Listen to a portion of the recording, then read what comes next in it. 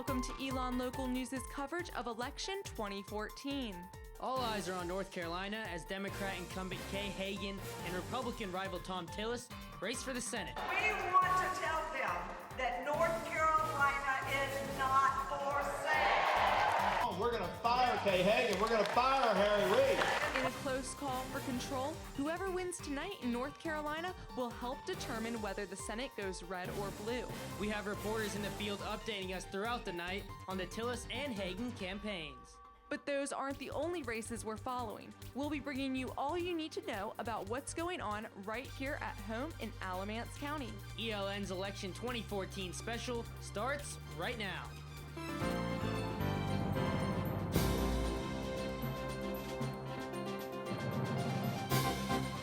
Thanks for tuning in tonight to Elon Local News. We're here in our special election center for the next 2 hours. We'll be updating you on everything from the Senate to the House to the local elections in Alamance County.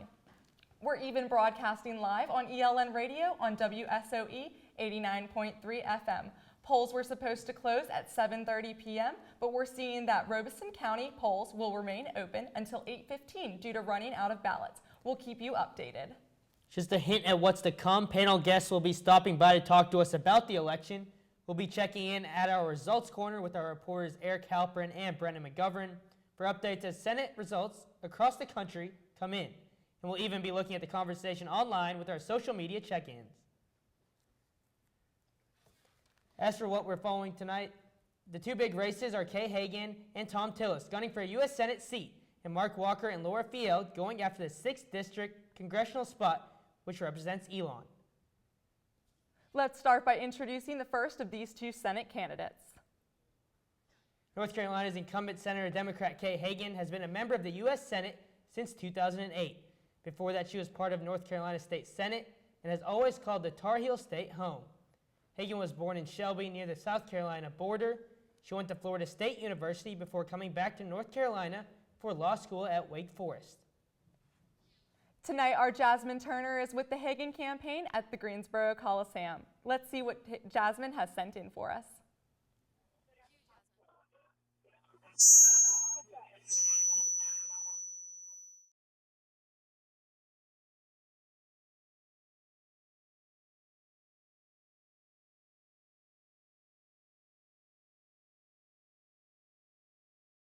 Tom Tillis at the Republican is no amateur when it comes to the game of politics. The House and the Senate. But North Carolina's Senate race is important for another reason that not many people are paying attention to. Dr. Jason Husser, Assistant Director of the Elon poll, explains.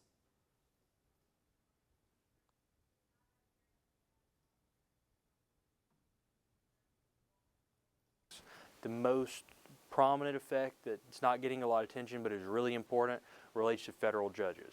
So U.S. senators have the ability, largely through informal devices, to confirm or support people who've been nominated from their state to federal judicial positions. Husser says whoever wins will largely impact which federal judges are appointed from North Carolina. Because federal judges are appointed for life, their impact and legacy can last much longer than a politician who can be voted out of office. Looking around the nation, the Tar Heel State is one of 6 tipping point races in this year's Senate midterms. Husser says the other races to watch out for are Colorado, Georgia, Kansas, Alaska, and Louisiana. The results of these races will play a big role in determining whether the Democrats keep control or if the Republicans take over in the Senate. Stay with us. Brendan and I will be keeping you updated throughout the night on which color the Senate is leaning. Rashad, back to you. Thanks, Eric. Just a few days before tonight's election, the Elon poll released its latest results on the race between Hagan and Tillis. According to the poll, which came out Thursday, Hagan came into tonight's election with a 45-41 lead over Tillis. When you break it down by demographics, 52% of women support Hagan compared to only 34% in favor of Tillis. As for men, they continue to favor Tillis by about 10%. The Elon poll also says 7% of likely voters went to the polls today undecided on who they were going to vote for. In such a close race, the undeciders will make the difference. The New York Times reports that as of Friday, the early voting returns look very good for Democrats, specifically Kay Hagan. 47% of early voters in North Carolina have been registered Democrats, compared to only 32% registered Republicans. Early voters are often minorities, students, and lower-income voters, a considerable part of the Democrats' base. In an election cycle where Democratic turnout is expected to be low, Hagan should benefit from the early voting boost. While this North Carolina election is going to play a critical role in which party takes control of the Senate, we're keeping a close eye tonight on races all across the country. Let's check in with Brennan McGovern for some of the key contests we're watching tonight. Brennan? Thanks, guys. As Eric mentioned earlier, there are other tipping point races across the country, mostly featuring vulnerable Democrat incumbents elected in 2008. Again, those states are Colorado, Louisiana, Alaska, Iowa, New Hampshire, and North Carolina, of course. Today, statistician Nate Silver of the 538 blog gave the Republicans a 76% chance of taking control in the Senate. But Silver did give Senator Hagan a 69% chance of hanging on to her seat.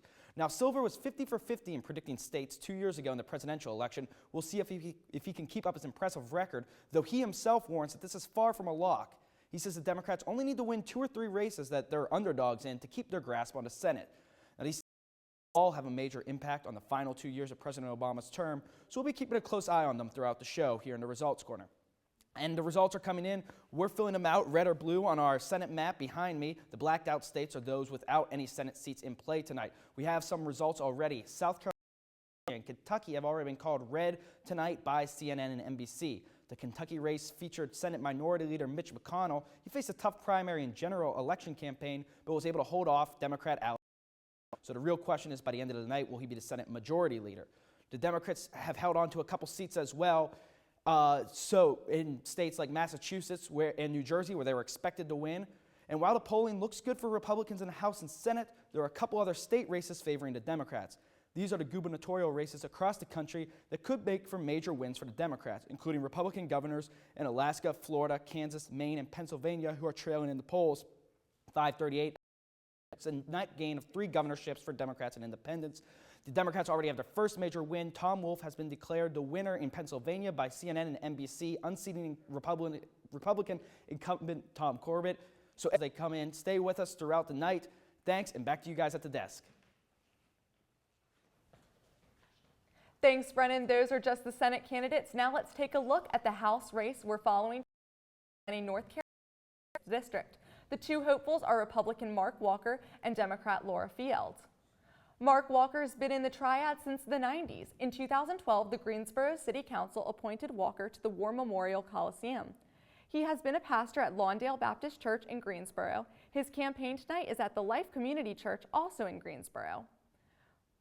Out following the Walker campaign is our Brandon Joyner. Here's what he sent in for us from the field. On the phone, actually, so let's hear what he has to say.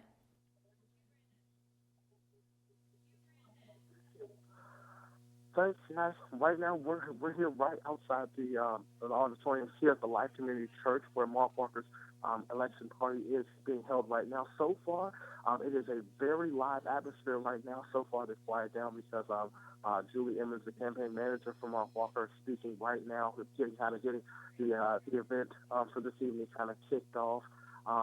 So far, we're looking forward to seeing Mr. Walker. So far, he hasn't even shown up yet, but we're awaiting his arrival.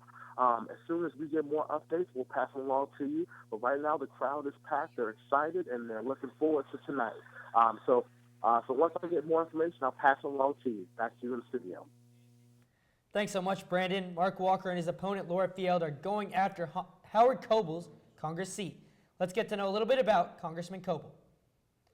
Coble, a Republican, has served as congressman for the 6th District of North Carolina for the past 29 years.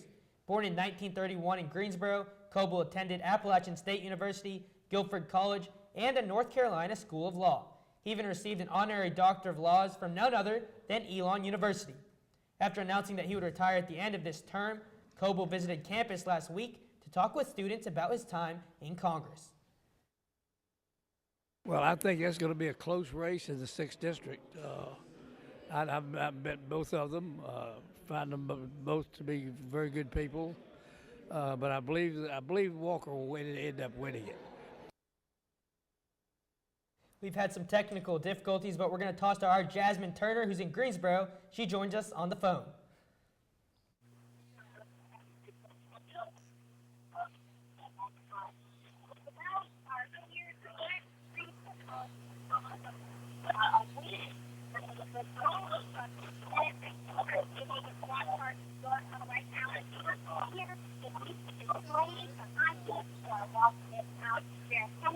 here, getting out of here, getting excited, getting ready. We had a bunch of people who have signs, are excited to see how these votes are going to turn out tonight. It's mostly the Indians and Chile. So, we know it's going to happen.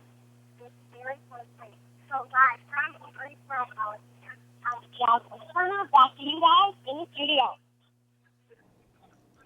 When we come back, we're going to hear from Gary Grumbach, who's on the phone now, and he is comparing the Tillis campaign in Charlotte, and he's filed this actually in from Senator Burr from North Carolina. So as a guy that has kids the same age, I want to make sure that the opportunities are better for my kids than even what I saw. And we can only do that by making sure that government's not over-regulating, make sure that the tax code rewards success, and more importantly, that the process in America is predictable and consistent, because that's what's required for capital investment to be made. County tonight, we're keeping an eye on the open positions from school board to board of commissioners to district attorney and so much more. You've seen the candidate signs all across town, but what are the stories behind the names? Hervo has a quick rundown of some of the big races in Alamance County in a segment we like to call Behind the Sign. North Carolina and Alamance County Board of Elections are going to be busy with all the races going on tonight. One of the big contests is for North Carolina Superior Court judge. Rick Champion is running after serving 30 years as a trial lawyer. But he's got a lot of competition, with other contenders including Alexander Dawson III and Michael Rogers. There's also a race tonight for North Carolina Supreme Court Chief Justice. Here are the two main candidates. First up, Ola Lewis. Fun fact, according to her website, she was the youngest and first female African-American judge in Brunswick County. Her competition is Mark Martin, the incumbent. His website says he's worked on the North Carolina Supreme Court, Court of Appeals, and even the Superior Court. As for District Attorney, we've got Pat Nadolski, who's running for re-election, and Robert Sharp. Nadolski has been serving as the Alamance County District Attorney for 5 years. Sharp ran for District Attorney in 2010 and is back at it again this year. And rounding out this political breakdown, who's trying to be on Alamance County Board of Commissioners? 3 names to know, and you've probably seen their signs all over campus: Bob Byrd, Dan Engel, and Bill Lashley. Byrd is running for County Commissioner after 35 years of executive leadership at the Alamance Regional Medical Center. According to Dan Engel's Facebook page, from 2004 to 2012, he used to work here at Elon as a criminal investigator and was even the town of Elon police chief until 2002. And Bill Lashley is the current Alamance County Commissioner. Those are just some of the names and faces those living in Alamance County could vote for today. For Elon Local News, I'm Lexi Hervo. From the local Senate, one of the biggest issues in tonight's election is education. Most candidates are pushing for education reform in the state and their local districts. Our Zora Stevenson joins us in studio with more on this issue in Alamance County. Thanks, Ashley and Rajat. Education is definitely something Alamance County residents are concerned with. The Alamance-Burlington School System, or ABSS, consistently scores lower than the state average in numerous categories. According to their website, as a district, ABSS students score 5% under the state average in reading and math. When it comes to graduation, the district graduation rate is 4% under the state average. So how do Alamance County residents feel about their public school system? I sat down with some local residents to find out. There have been mixed reviews about the Alamance-Burlington school system. Elon Jr. Takiva Mitchell grew up here and says ABSS needs to be improved. I wasn't prepared for Elon. I don't think I would have been prepared for any type of college experience at all coming out of high school. But new Alamance County resident and Elon employee Stacy Dooley says she hasn't seen any major problems. From my kids' perspective, it's been a really good transition. They've made friends, they like their teachers, they're learning. When the Dooleys and her 2 kids moved to Elon in January, they first looked at the public schools. Besides a great education, the Dooleys wanted diversity. We don't want them sitting in a classroom who look like them, who are from the same background as them. We want them exposed to all different kinds of people. And ABSS is diverse. According to their website, 50% of the students are white, 20% are African American, and 30% are Hispanic. Students are even diverse in their home lives, which can cause some problems in the classroom. We had so many behavioral issues amongst the children because they came from lower socioeconomic status. I did too. Mitchell credits her character and discipline to her mother, who always taught her right from wrong. But not every kid has that. I think that 95% of the issues that happen inside of the classroom or in school comes from parenting, comes from home. To work on this change, Dooley says it has to start with who's elected tonight. You know, I want someone who's willing to do things differently than we've always done them before. Elon Elementary School Principal Jack Davern says no matter who's in office, change is coming to public education in Alamance County. The next 5 to 10 years, we will see an increase in enhancing the student learning with the arts, more foreign language. Despite the issues ABSS has, Dooley wouldn't want her kids anywhere else than in the public school system. You transform public education by staying in it. Zora Stevenson, Elon, Local News. Looking to help improve education reform tonight in the county? According to the Alamance County Board of Elections, there are 8 registered candidates running for the Alamance-Burlington Board of Education, and there are 3 spots open. Ashley and Rajat, back to you. Our Chris, a parent, is stationed at the Alamance County Board of Elections watching those races tonight. Let's see what she sent in from the field. Hi. I'm here at the Alamance County Board of Elections. Hey guys, we're at the Alamance County Board of Elections right here in our own backyard. We have tons of people here ready for the votes to come in. We have a team out here. They've been out here for a couple hours now. We got heaters going, but what's about to happen is the most exciting part of the day. We have representatives from 37 different precincts coming here, where they will drop off the votes. So vote in the Board of Elections behind me, and it could make for a long night. I talked to one member inside who said on they could be counting votes from 12 a.m. to 1 a.m. But I talked to the board of directors at the Board of Elections, Kathy Holland, who said she's hoping for get out around a little bit earlier than 12 a.m. But for now, we're enjoying the outside temperatures, got the heaters beside us. We got a fun team out here gearing up, ready to count some votes. When Elon Local News comes back for more coverage of election 2014, we'll be checking in to see what the Senate candidates have been saying on social media, and we'll hear from our first student panel. As we go to the break, our reporter Elizabeth Bilka went around campus asking students about how much they know about NC politics. We'll be right back.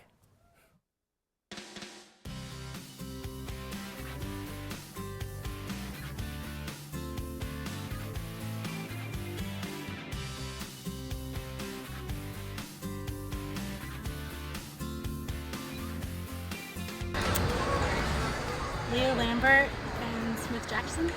No, but that is a very good guess. Kay Hagan and Tom Tillis. Yes.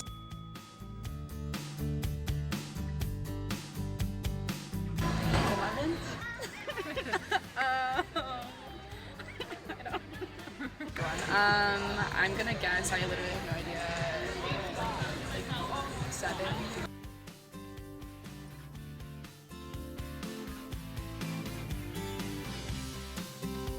Oh god, I have no idea. I'm gonna say 32. I should know this. American government. Let's go with 53. Yes! Is that it? Yes! 53!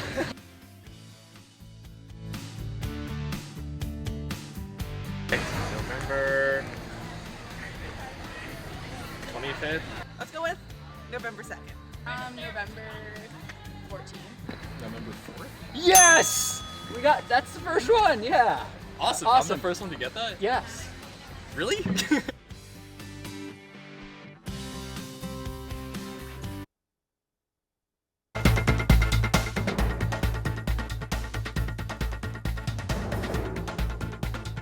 I've come up with a family emergency plan. What is it? It's difficult to talk about, so I'm not telling you. I'm so glad I won't have to remember anything. Me too.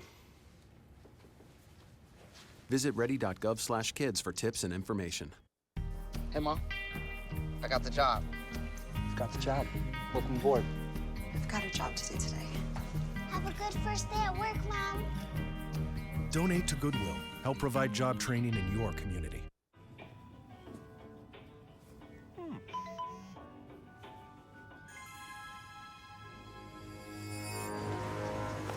Hey!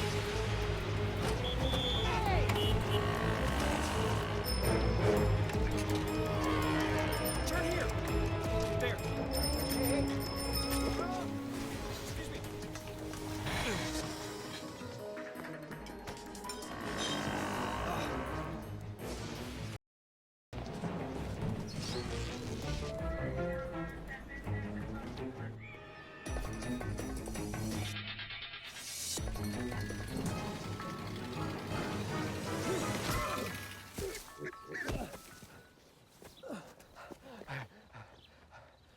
So, same time next week? Well, of course. Put away a few bucks, feel like $1 million. For free tips to help you save, go to Feed the Pig.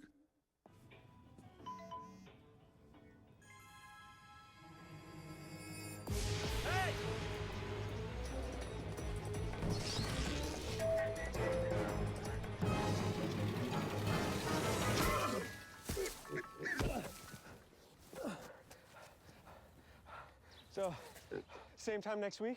Well, of course. Put away a few bucks, feel like $1 million. For free tips to help you save, go to Feed the Pig.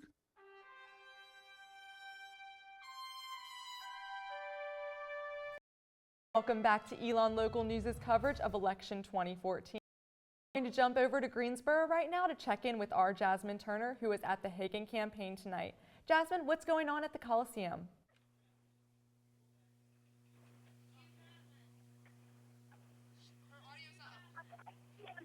Hello, guys. We are here in the Greensboro Coliseum Plaza. Everything is getting started. There are a lot of people that are making their way in here right now. We've got a close race. Kay Hagan running for re-election. She stands for education reform and sides with Obama about 96% of the time, something that she's gotten a little bit of heat for. But a lot of people are out here very, very excited to see what she's going to do tonight, is how this race is going to turn out. We actually ran into a gentleman from the Greensboro area who has a ginormous Kay Hagan sign that they wouldn't let him bring into the plaza, but we are hopefully going to get some footage of that for you so you can see how the supporters have turned out here tonight of all ages, all over the state, ready to see if Kay Hagan is going to be back in the Senate as the North Carolina Senator. So in the Greensboro Coliseum Plaza, I'm Jasmine Turner. Back to you guys. We'll have more updates throughout the night. Thanks, Jasmine. From mainstream media to social media, the top candidates in the Senate race have used Twitter not only to talk about their policies and beliefs, but also to talk about each other. Our Katie Kaler will be updating us on social media throughout the night and is in studio now. Katie, what do you have for us?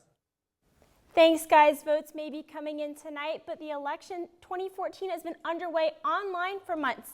To give you guys a better idea of who tonight's Senate hopefuls are, I looked at some of their tweets from the past year. First up, incumbent Kay Hagan seems to use her Senate account primarily for talking about policy. Just from scrolling through a few that caught my eye, the first is, I did not raise my two daughters to believe that they are worth only 82 cents to the dollar. All women deserve to work for #equal pay for equal work. Also, talking about veterans policies, our veterans deserve to receive the utmost quality of care quickly. VA employees manipulating wait times is horrendous and unacceptable. Now talking about her opponent, Tom Tillis. Tillis tends to use his account not only to talk about his policies, but also to talk about Hagan. One that caught my eye, this one retweeted from Fox and Friends. It was a debate that was meant to be between Hagan and Tillis. Notice that Hagan is not at the debate.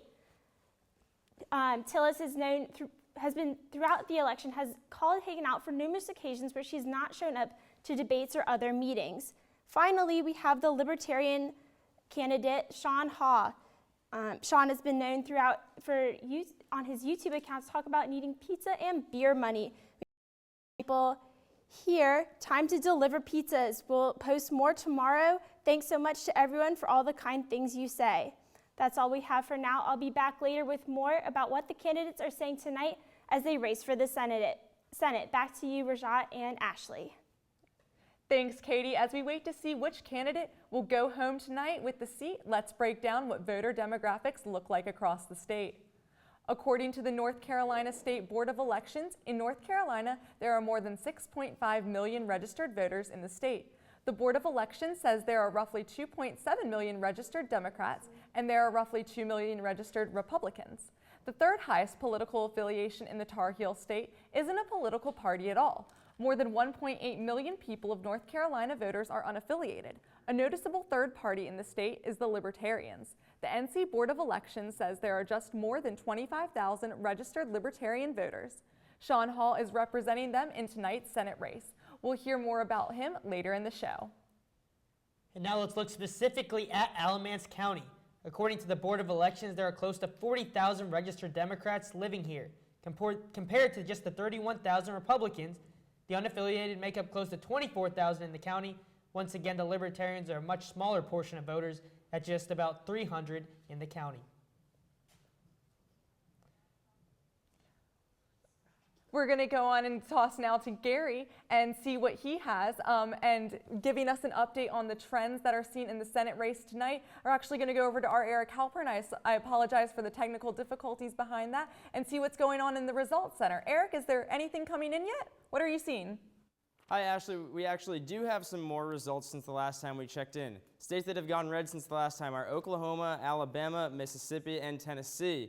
Those that have gone blue are Massachusetts and New Jersey. Now looking into the Senate race between Hagen and Tillis, with only 25% reporting, Hagen is now up 53 to 44%. But note that, like I said, it is still early. All right, guys, that's what we've got right now. We'll look forward to the next time we're back with you. Ashley and Rajat. Okay, and we're now with Gary at the Tillis campaign in Charlotte. Gary, what do you have for us? Ashley, we've got a lot going on here tonight.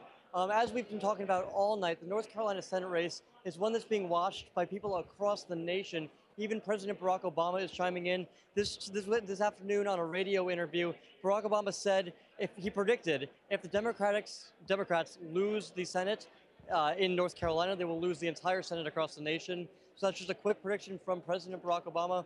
Clearly, he's watching North Carolina. He's watching this event here in Tom Tillis' event in the Omni Hotel in Charlotte. That's all for now. We'll bring you updates throughout the night as the results keep coming in. But for now, I'm Gary Grumbach, Elon Local News. With the Senate race being predicted as one of the closest races in the nation tonight, our Gary Grumbach looked into the trends of the college-age vote and how campaign media played a part. More than 200,000 students attend colleges in North Carolina, according to the U.S. Department of Education. Yet not everyone is voting. I feel like people aren't being educated on what the politicians want to have happen. Colby Marvin, a member of the Elon College Republicans, says elected officials aren't hearing what younger voters have to say. Politicians just don't listen to us, but the reason that they don't listen, we don't vote. President of the College Democrats, Bobby King, says it's important for college students to make their voices heard. Regardless of what party you are, it matters. But King knows that lack of caring comes with the territory this November. I think people are still going to be very apathetic with this not being the big presidential election. Elon Assistant Professor of Political Science, Dr. Carrie Eves, says college students need to take initiative in the political sphere and make their own decisions. College students should be registered, they should get on TurboVote, they should register to vote and be active and informed and not just rely on those little sound bites in the commercial. Commercials Eves was talking about are seemingly... They are everywhere. They're on television, they're on your Facebook page, they're on apps on your phone, they're on Pandora. Marvin believes the attack ads aren't doing college students any favors. I just don't understand why people are being so negative. I think that the way to win something is by saying what you're going to do and by promoting yourself in a positive light. And I think that what these politicians are saying about other politicians reflects back more on them. The college vote and advertising, two deciding factors in a state election that an entire nation is watching. Gary Grumbach, Elon Local News. According to Elon's website, roughly 75% of the student body comes from out of state. There are many perks of going out of state for college, further from mom and dad, a new town to explore with unfamiliar faces to see, and there's also new politics. I talked with two out-of-state Elon students to explain why they chose to register to vote in North Carolina. Elon 2018 is made up of close to 1,500 students, many of whom could have voted for the first time today, but some chose not to. As an Elon student, I really feel like I am living in the Elon bubble. And if I voted for someone here, those policy issues, if I agree with them or disagree with them, aren't affecting me here. And choosing not to vote is a trend that spreads beyond the Elon bubble. According to nonprofitvote.org, a group that encourages voter participation, only 24% of those 18 to 29 turned out to vote for the last midterm elections in 2010. A lot of people might be scared that having the ability to choose who will run this country, which is one of the most powerful countries in the world. But some first-time voters are ready for the opportunity. I think that when you get to that age, you grow up and you have a maturity and you have a responsibility with voting. Civic Youth states that young people 18 to 29 make up to 21% of the voting eligible population in the U.S. So voting enthusiasts like Delory aren't alone. I think voting is as big of a responsibility as it is a privilege, and it needs to be taken seriously, and I want to be able to make a difference in my life and others' lives. The votes are being counted, and the influence of young voters in this election, either by turning out or by staying home, will soon be. Brittany Nash, Elon Local News. We apologize for the technical difficulties. That was not my package. Here to talk about the college vote and general trends in this year's election, we have Meredith Stutz in studio with some politically active Elon students to talk about what this election means to them. Meredith? Thanks, guys. I'm here with Nicholas Ryan, a Democrat, Diana Stancy, a Republican, and Matt Snow, a Libertarian. Thank you all for joining me tonight. Thank you. Thank you. We're all students here, so let's get started. In your opinion, what was the biggest issue facing voters when they went to the polls today? Matt, let's start with you. I think Obamacare is probably the biggest issue voters are thinking about. It's about Obama's legacy as president, his biggest legislative initiative, and a really big issue on where we want the government to be involved in the economy. Do they need it? Yeah, I definitely think education was something that North Carolina was really struggling with in this election, just trying to decide what we want the course of our education system to be, whether we want to actually initiate Common Core or whether we do want to, have it be more individualized. So I think that was something that was really facing North Carolina voters in this election. Nick, what about you? Yeah, I would say it would have to be education and the economy. A lot of people go to the polls with their kids in mind, and the two things that impact their kids the most are how our economy is doing and whether or not they're going to get a good education after high school or college or wherever they go. So I think it would have to be education and the economy. So let's talk big picture, because yes, we're here at Elon, but there are, so many races going around the country, including one of the big ones is the Senate race with Kay Hagan and Tom Tillis. Why, in your opinion, is this race so important to the nation at whole? Diana, let's start with you. I think that right now, midterm elections are so important, especially the Senate races, because we're going to have these people in office for 6 years. So I think that, we're really trying to decide the direction of our country, and this election is pivotal because we are 6 years into Obama's presidency. So we're actually kind of, a lot of turnover happens in this election, so I think that's why it's so crucial. What about you? I think it's just because the Senate shapes so much to do with how our country is run. An election that, let's say, in North Carolina is going to affect someone that lives in Nevada. So it's not necessarily just an election for North Carolina, it's an election for the entire United States. I think that's why so much money has been spent. I think that's why so many people are going to the polls today. I just think it has a lot to do with just the effects it will have on the rest of the country, no matter where you are, whether it's in economics or healthcare or just treaties or foreign policy issues. It really just affects everyone in the entire country. Nick, what about you? Or Matt, what about you?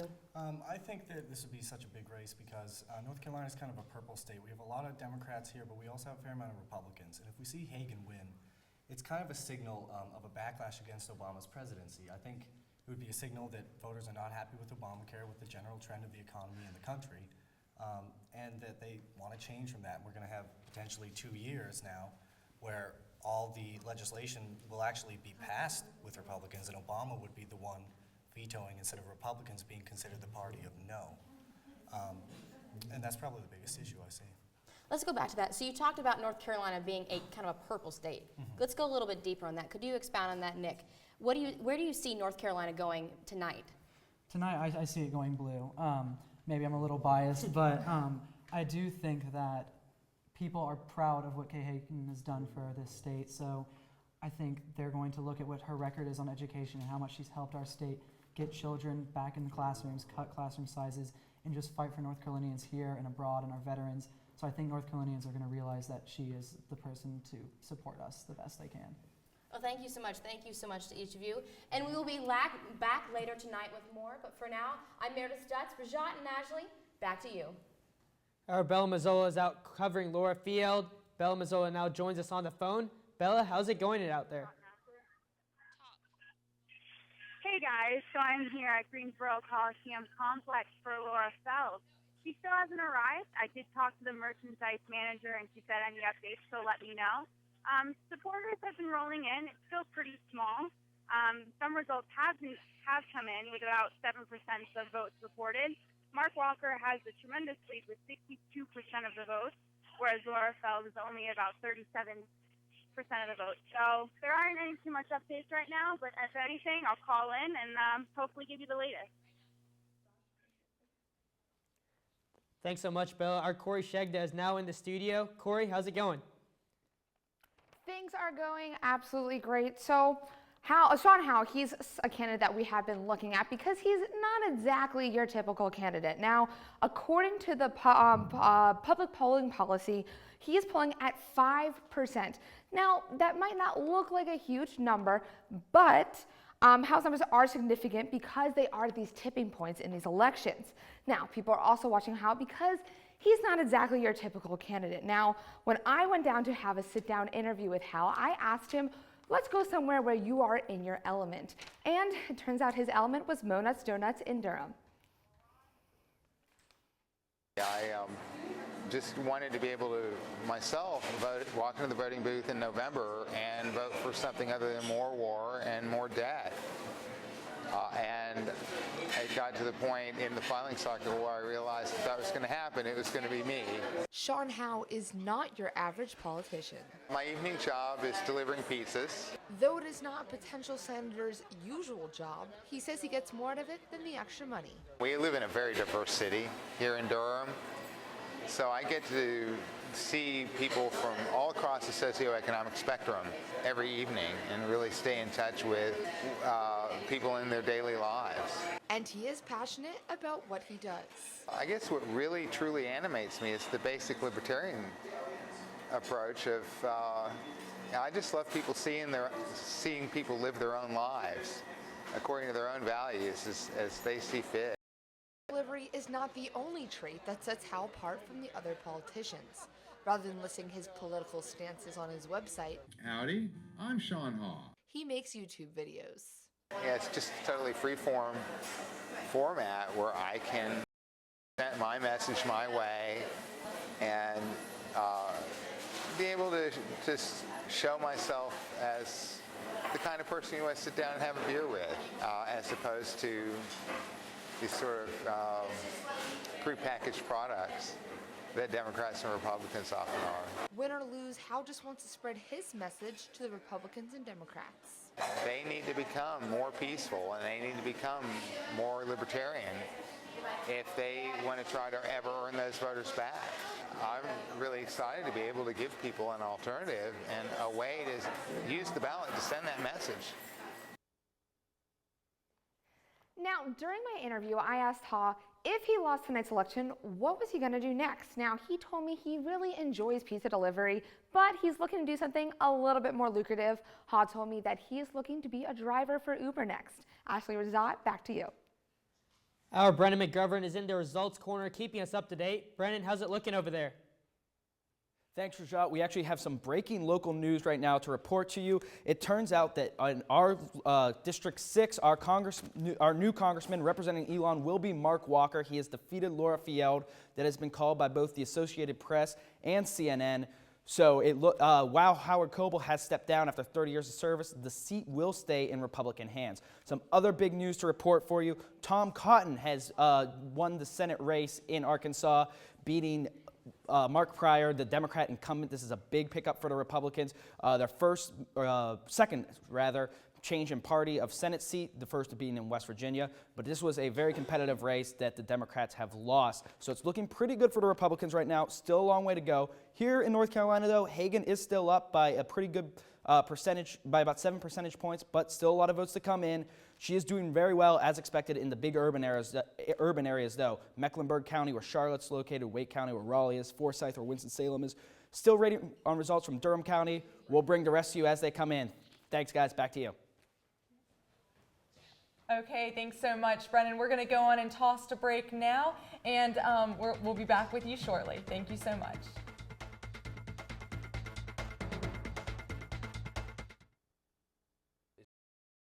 What's the most important issue in this election for North Carolina? There are a bunch of important issues in elections. Here's this one thing that changes the course of elections, but elections are a lot like people. There are a lot of reasons to explain our behavior. When you take millions of us aggregated together in elections, a lot of factors are going on here. Well, in September, we found that basically the number one issue that people thought the U.S. was facing were related to foreign affairs and sort of national defense. That hadn't really occurred since 2006. It's not a good time to be a Democrat overall. The president is not popular at all in the state. People don't like the ACA or Obamacare. Most of the polls have shown, except for maybe one or two, that Hagan has a lead. But that lead could be tiny to all the way. I think in September we saw one poll that had a 9-point lead. Sure. They may not like the senator overall. They may not like how the senator operates in Washington, but they don't necessarily see that. They see the senator saying, I got funding for this bridge, or I did this thing for the troops, or I prevented our military base from being closed. Candidates want to be ambiguous because they don't want to be pegged down as being for abortion, against abortion, because they know that stance could sort of alienate one large sector of the vote. The state still has immigration from the Northeast. It has a growing Latino population. That and other demographic trends, like young people tending to vote for Democrats, suggest to me that North Carolina play as a swing. Here's your check.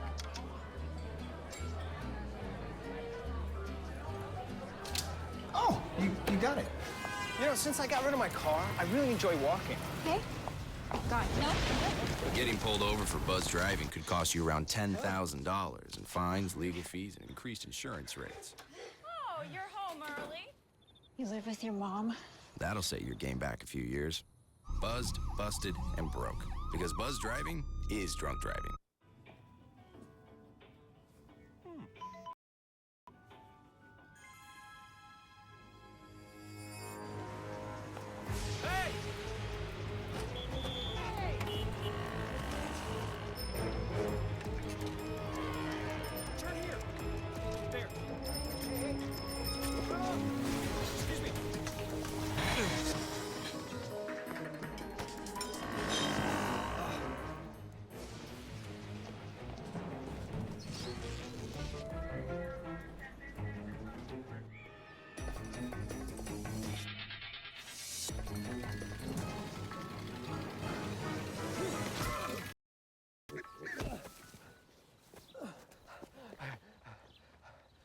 So, same time next week?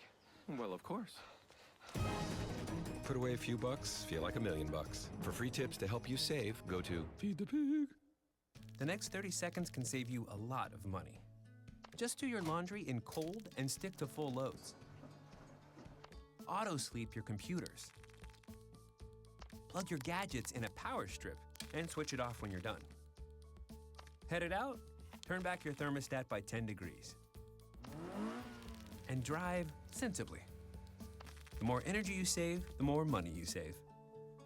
Find other great tips at energysaver.gov.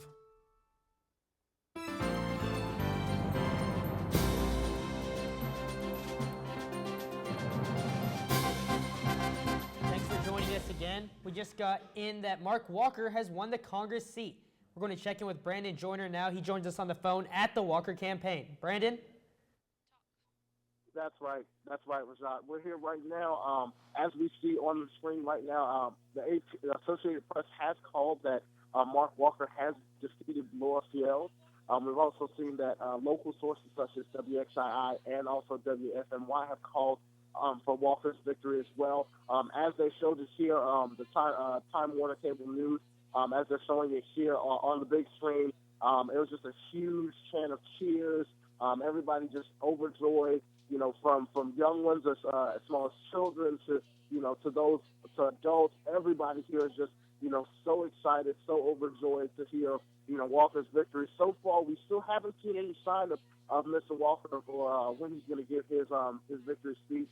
But as soon as we find out more information, or when he takes the podium to speak, we'll definitely have it for you here, and we'll definitely bring you more information as soon as we get it here in Greensboro. So right now, we'll have more information coming soon.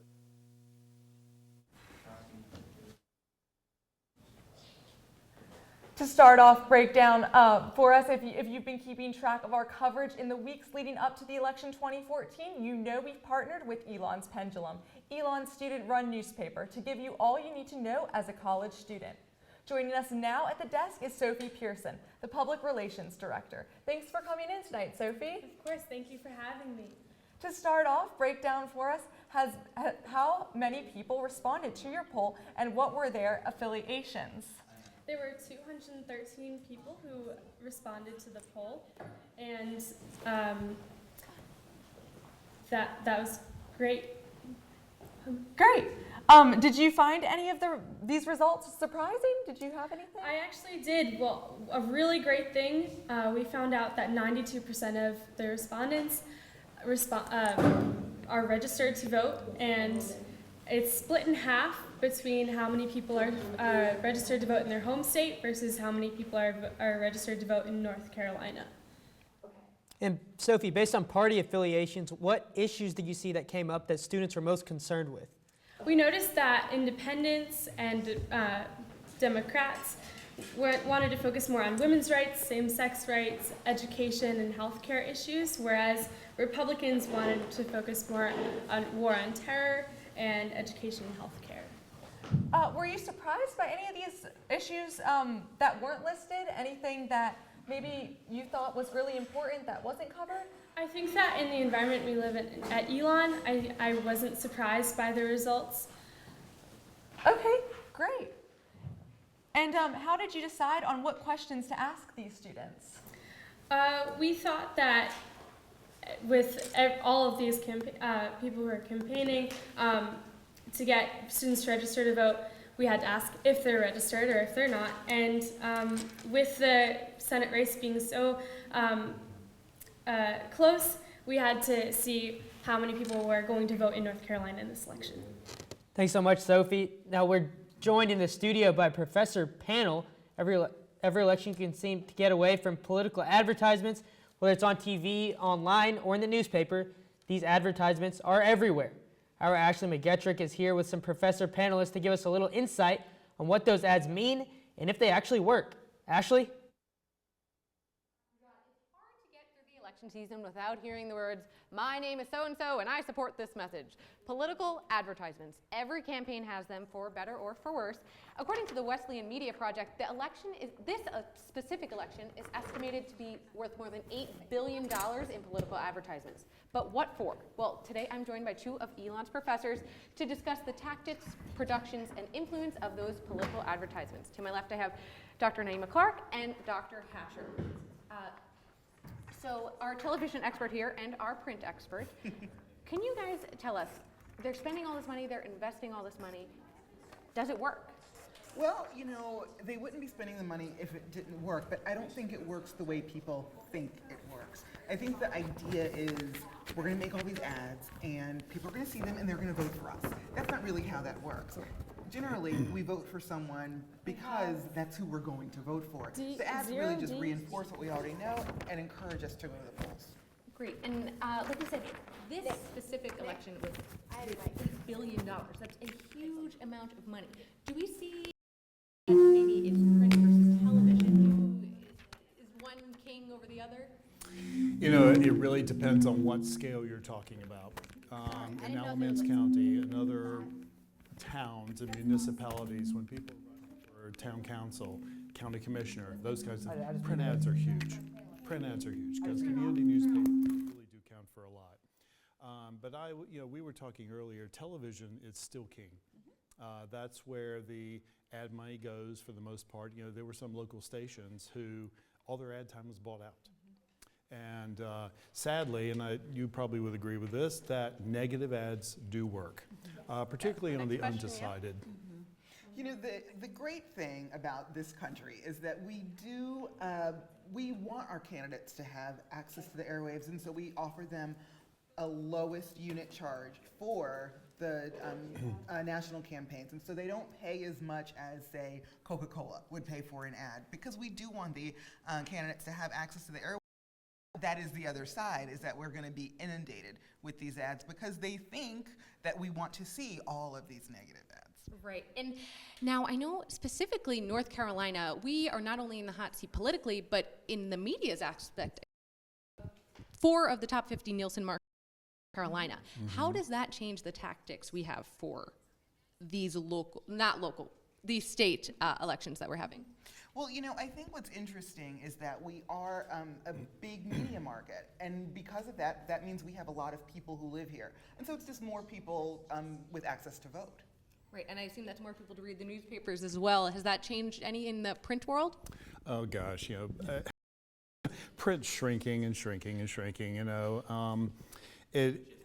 But it's still a good time for newspapers to bring in some revenue because, you know, they do have full page ads, they have quarter page ads. So, you know, actually print revenue is up now, but, you know, television's still king. One thing I'll quickly say about North Carolina, if we have time, and I'm a print guy, so I always write stuff down, but Hagan spent $32 million against Tillis. Tillis spent $18 million against Hagan. And if you count all of the outside spending, you know, with all the, you know, PACs and groups after Citizens United decision, it was $100 million. Wow. So it was a huge, huge amount, but, you know, a lot of that still, you know, even old-fashioned direct mailers are in the mix. Right. Even if print's dying out, it's not dying out that much. So, well, thank you. With us, we're going to come back later to hear more about political advertisements and how they influence our elections. But right now, we're going to throw it back to Ashley and Rajat. Thank you, Ashley. To get some more perspective on political advertising, when we sat down with Dr. Jason Husser and Dr. Kenneth Fernandez, we asked them for their take on ads and what was successful. I like negative ads in many ways. If you go through and you count the number of facts, the number of key pieces of information to help voters learn in ads, negative ads on average tell you a whole lot more than positive ads. Because if I was going to say something negative about you, I'd need facts to back that up. Sure. But if I said, you're a really nice guy, nobody's going to question me on that. So negative ads tend to contain more facts, more verifiable sources of information, and they do tend to work. As we're nearing the end of our first hour of coverage, we're going to check in on the local races. Our Carissa Parent is at the Alamance County Board of Elections tonight, updating us on races like school board and county commissioner. Carissa, what's new in Graham? Thanks, Raj. We got Ann Williams here, who is a longtime dedicated member of the Board of Elections. I'm going to let her tell you what time she got in this morning. I got in at 5:30. 5:30 this morning. She's been in here, woke up at 3:30, working at the election precinct 1210. Burlington 10. Now she's here. What are you doing here at the Board of Elections? Right now, I'm turning my stuff in and hopefully heading home. That's right. After a long day, she's turning her votes in, all of her supplies, to the Board of Elections, where they'll be counting. So time for the long night. Absolutely. They'll be the one losing some sleep here, but all for Election Day, right? Yes, ma'am. So tell me how long you've been volunteering, working with the Board of Elections. I couldn't even tell you how many years, at least 15 or more. So dedication, right? Yes, I enjoy the people. All right, and tell me a little bit about, you know, being there all morning, seeing it all through. 7:30 when the polls closed. Tell me how many people, what type of crowd did you have out there? We had a great crowd. It was one of the busiest elections we've had lately. It was crazy. We had lots of curbsides, lots of transfers, so it was a crazy day. Crazy day. Yes, ma'am. Ready to put it in the hands of the Board of Elections. Absolutely. And get some rest. Thank you so much. Thank you. All right. As we go into the break, one of our reporters, Paige Peroso, decided to take a more satirical approach to covering tonight's Senate candidates. Think of it in the style of SNL's Weekend Update. This is ELN's newest political segment called Electoral College.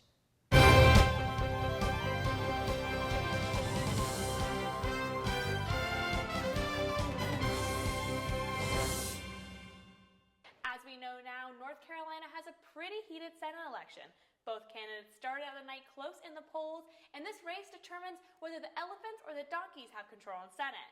For me personally, I'm hoping it's a Frank Underwood-controlled Senate. I'm just a big House of Cards fan. Now, in all seriousness, a big talking point in this election is the legalization of same-sex marriage. The ban on same-sex marriage was struck down in early October, and Tillis has said in a press release that he will do everything he can to make sure marriage is between a man and a woman. As for Tillis' own marriage, according to Politico.com, he married his high school sweetheart and then divorced her. And then they rekindled their love, and then they got divorced again. And then he married a different woman. Now, we can't just focus on Tillis and the Republicans. Let's take a look at the Kay Hagan. Kay Hagan claims she wants to stay in D.C., but according to CNN, Hagan admitted during a post-debate press conference that she did indeed miss a strategy meeting on ISIS. For someone spending millions of dollars on a campaign to prove she wants to keep the Senate seat, missing a meeting might not be the best way to do that. #awkward. Now, if you think I'm making these things up, check out ElonLocalNews.com for the links to all of these facts. I'm Paige Peroso. ELN's midterm election coverage will be right back.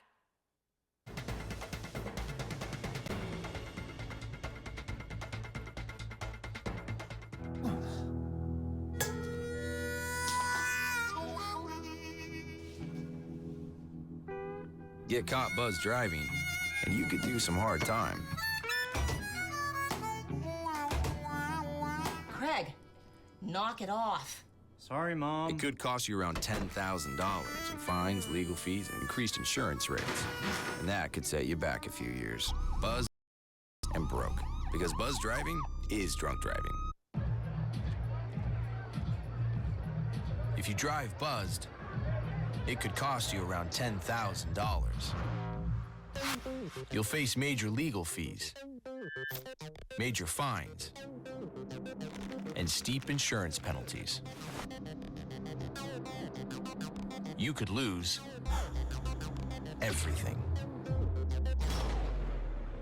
Buzzed, busted, and broke. Because buzz driving is drunk driving.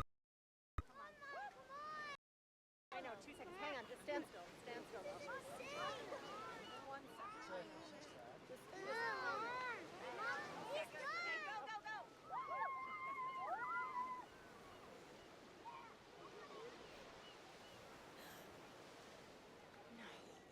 Boys, hang on, boys! You don't have to be perfect to be a perfect parent. Thousands of children in foster care who will take you just as you are. I don't know what's happening. Start a new chat. What did I do? Okay, wow. That is so weird. Hey! Hi! Oh my gosh. Hi! God, I don't even know what to say right now. I'm so nervous. Gia, you're so big. Come closer to the camera. Wait, now you're in my face. That was so good.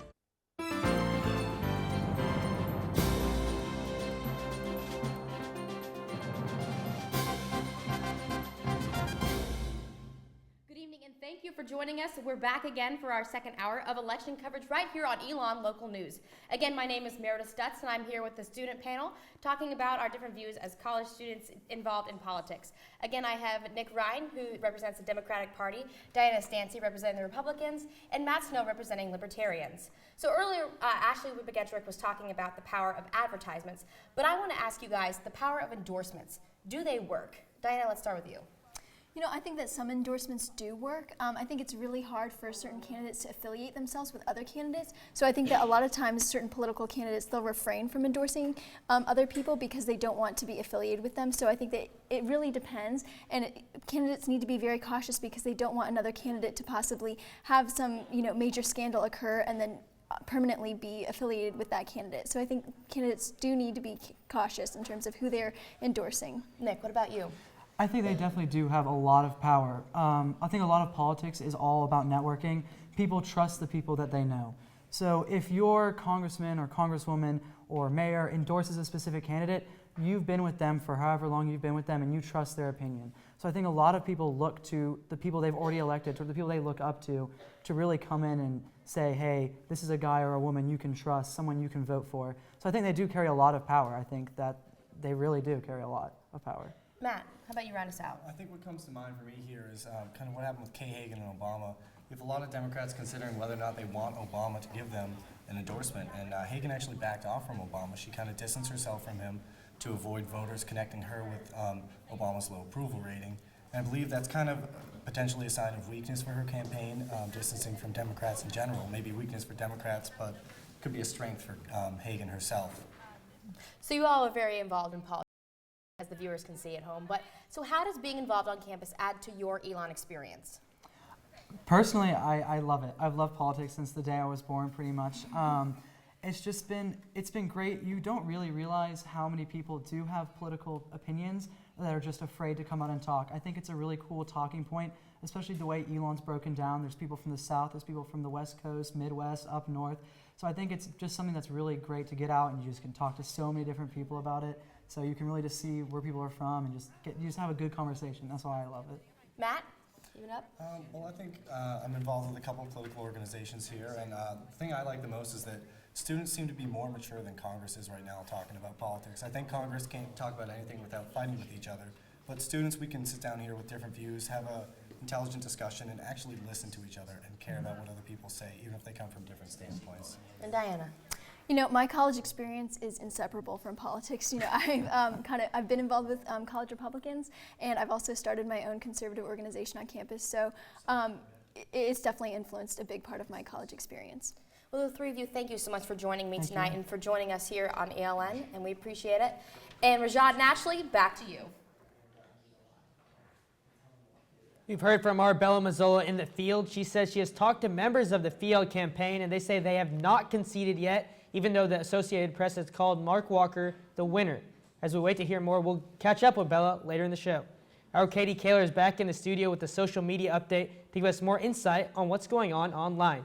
Katie, how have things changed in the last hour? With results continuing to roll in, the election is still very active on Twitter. Following the hashtag NCSend has been dominated by incoming results, which we will continue to follow all night. We also found that the candidates have not been tweeting much themselves since the polls closed at 7:30. Both Tillis and Hagan took to Twitter today to encourage voters to get out and cast their ballots. Take a look at this picture from Kay Hagan with her grandson getting out to vote. And take a look at this picture from Tom Tillis's campaign calling voters to get out, to encourage them to get out and cast their votes. That's all we have for now. We'll be back later in the show with hopefully more updates. Ashley and Rajat, back to you. Thanks so much, Katie. We're going to go on and see what's happening now at our election center with Eric Halpern. Eric, what do you have for us? Hey, Ashley. So since the last time you checked in with us, we have some new results. As you can see, Brennan is filling those in behind me. Since last time, Delaware has gone blue, and South Dakota and Texas have both gone red. So that brings the count right now to 43 seats for the Republicans and 40 for the Democrats.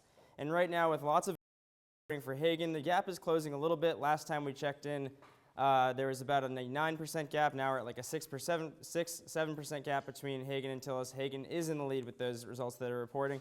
And something that Brennan and I have been watching is the House race in District 2 between Clay Aiken and Renee Elmers. It was 50-50 for a while, which was really interesting, but Elmers looks to be pulling away.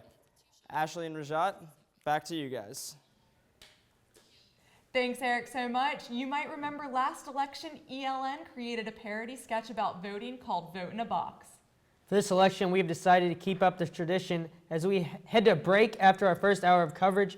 Here's this year's sketch, Can I Have Your Vote? Based off of Mad TV's Can I Have Your Number?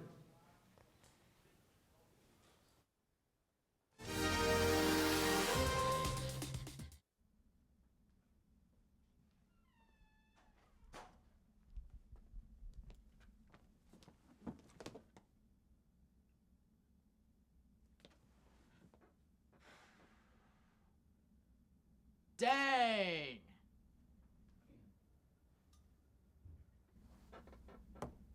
Okay. Okay. Excuse me.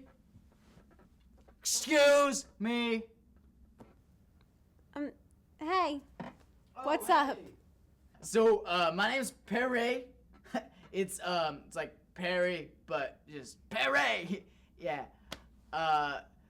So, listen, I bet your ballot looks ridiculous. You? Yeah. You gotta vote for my brother? Who's your candidate? My who? Your candidate. Who are you voting for? Who's got Obama's back? Who's supporting the education grant? Tom Tillis? I think you're a Tom Tillis kind of girl. Is he a bro? Who's your candidate, bro? Who's your candidate? Who is your candidate? We're in a theater. I don't want to share my candidate with you. Sorry. Okay. All right. So you don't want to share your candidate with a brother. Okay. You know, that's cool. That's cool.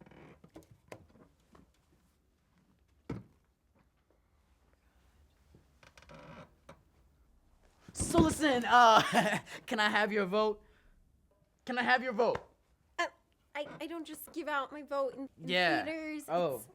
Okay. Yeah, no, I get it. That's cool. That's cool. You know, you're really into politics and your first time voting.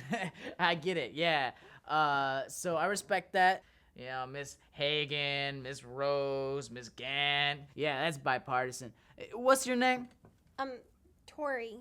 Tori! Tori! Oh, yeah, that's a real political name. You could be my political candidate. You could be my Hillary Clinton any day. My Kay Hagan, my Michelle Obama.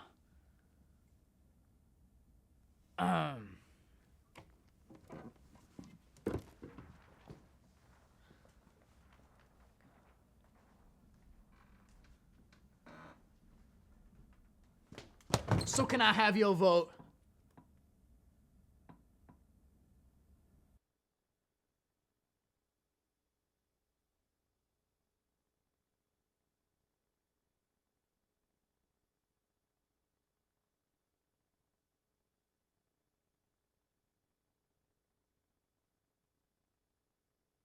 The next 30 seconds can save you a lot of money. Just do your laundry in cold and stick to full loads. Auto-sleep your computers. Plug your gadgets in a power strip and switch it off when you're done. Headed out? Turn back your thermostat by 10 degrees. And drive sensibly. The more energy you save, the more money you save. Find other great tips at energysaver.gov.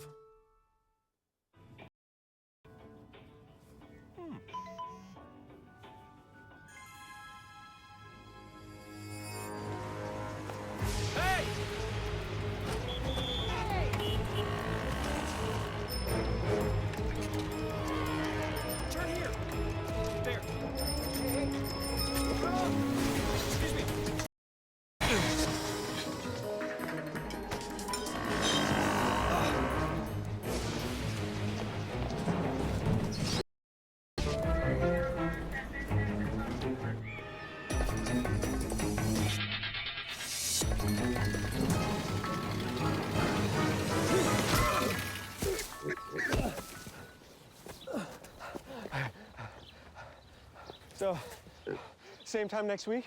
Well, of course. Put away a few bucks, feel like $1 million. For free tips to help you save, go to Feed the Pig. You sure you don't want some? It's chamomile.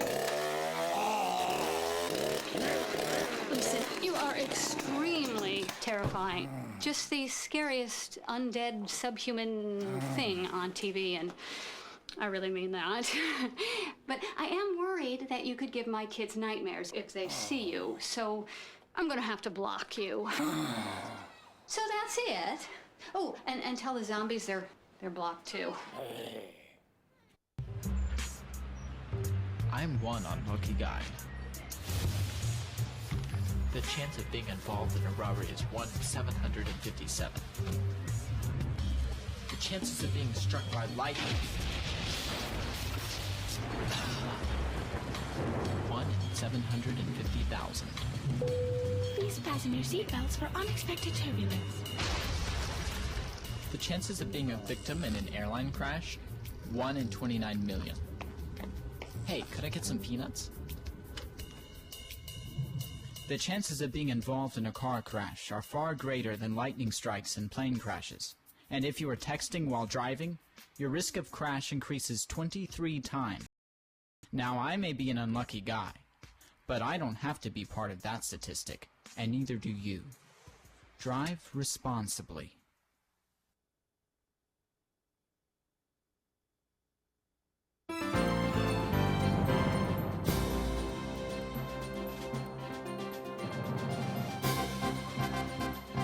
Thanks for joining us in our election center tonight as we cover races across the state and in the country. Here in North Carolina, polls have been closed since 7:30. The two big races we're following tonight are incumbent Kay Hagan, Republican nominee Tom Tillis for the Senate, and Mark Walker and Laura Fiel to represent our district in Congress. Gary Grumbach is following Tom Tillis. Gary Grumbach, what's up? Hey, thanks, Rajat. This is going to be becoming a really close race here. We've got 50% has Kay Hagan as their vote here, with about 54% in, and Tom Tillis has 728,000 votes. That's about 47% of the vote. So that's a 3% difference with 54% in. That's a big deal. As the number of people in this room are increasing, the noise level in this room is increasing as we get closer to finding out who the North Carolina senator is going to be. Rajat, back to you. Gary, we just wanted to know what the atmosphere is like there. Do you have anything for us? Atmosphere is great here. Everybody's really excited, really hopeful, really kind of nervous, I think, a little bit. Every time a politician walks into the room, we had Senator Burr in here. People would light up. Pat McCrory came in here a few minutes ago and the cameras went wild. So it's a really great experience for me, really great experience for everybody here to see what's going on. Can you tell us anything about the Hagan campaign? Is there any word on that? No word on that from this side. I'm sure Jasmine can update you with more information from there. But we are watching every time a Republican wins a seat. There's a big board over here. Everybody goes wild because it means another Republican seat has been won in the Senate. Okay, thank you so much, Gary. We're going to go on over and see what's happening at our panel with Ashley McGetrick. Ashley, what do you have for us?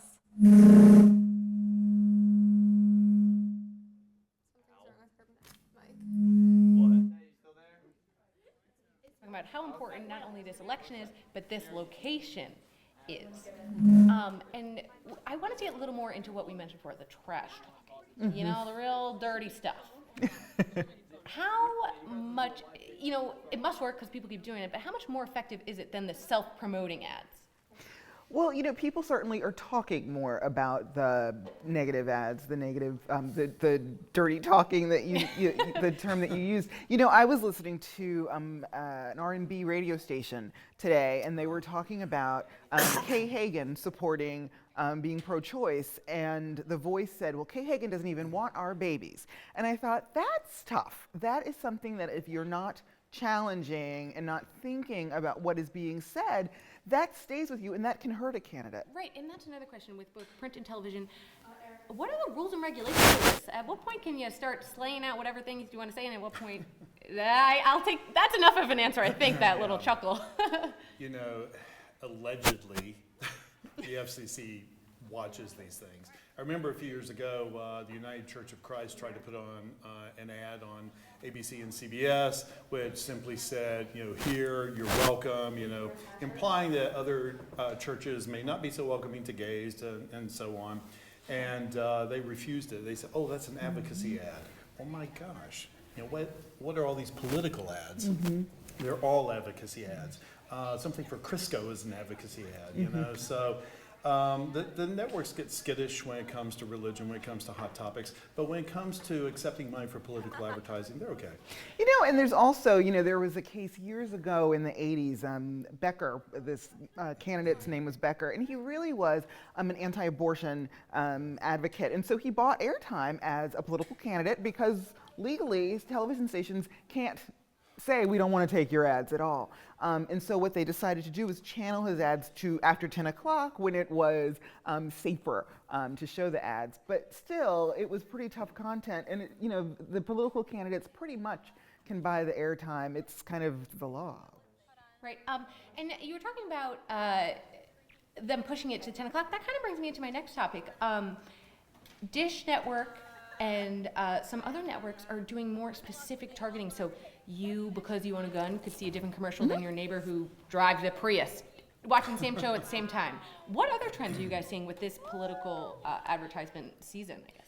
Could I jump in here for a sec? You mentioned the R&B radio stations.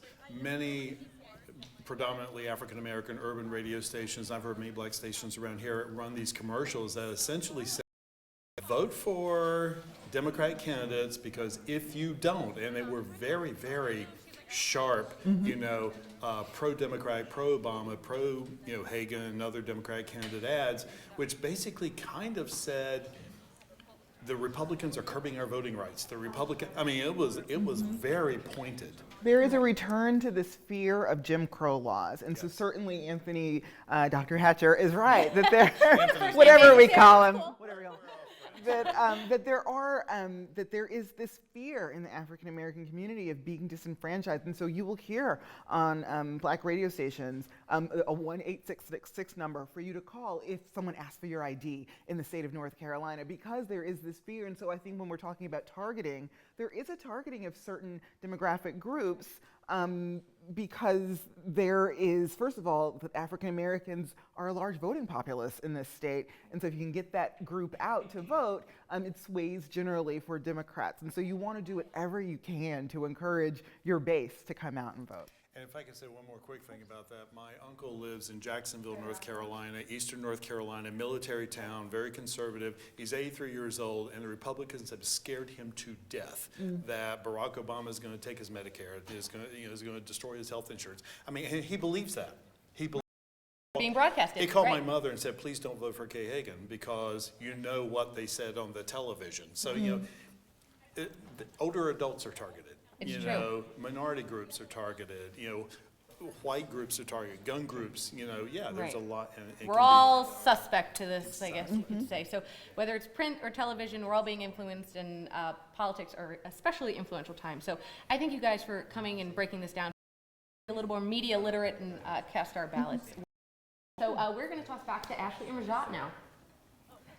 Thanks so much, Ashley. Let's take this moment to see what our Brandon Joyner is following the Mark Walker campaign, and let's see what he has to say for us from the field. Thank you, Ashley. Right now, we're sitting here right now just outside. Mark Walker right now is speaking. As we speak right now, he's just took the stage just a few moments ago. He just started off his speech by he had mentioned in his campaign that it was all about phases. There were 3 phases to his campaign.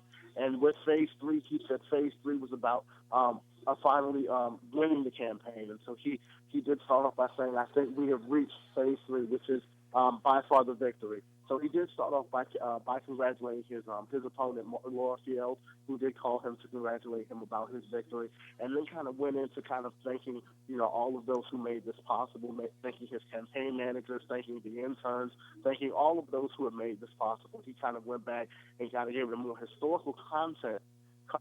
We're talking about kind of how he's had to go through a lot in order to get to where he is today. So he's thankful about what he's been able to get through, but now he knows that the work is still yet to be done, and that it's going to be about people first during this campaign going forward. So it's just interesting to see how it goes forward. So we're going to keep listening to what he's saying so far, and anything else that we have to report, we'll send it back to you. So back to you in the studio. Brandon, have they mentioned anything about the Laura Field campaign and whether or not they've conceded yet?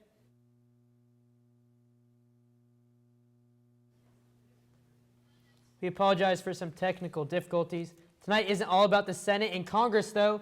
From name recognition to campaign funding, candidates face many challenges when running for office. Krista Parent is out at the Alamance County Board of Elections right now, but earlier this campaign season, she talked to one local candidate whose name was not even on tonight's ballot. Signs all over the county. But what separates Jerry Francis from others are 2 words: write-in. As long as I get one more vote than the other person, that's going to be fine with me. Because of, if a write-in wins, that'll be pretty cool. Dr. Francis, vice president here at Elon, is running for Alamance County School Board. He didn't decide to run until after candidacy registration ended, so his name was left off the ballot. I'm very confident in my abilities to do this. And if I were on the ballot, I'd feel even more confident in this thing. As a 40-year resident of Alamance County, Francis has served 15 as a leader at the university. But with both grandkids in Alamance County schools, he's passionate about changing this broken system.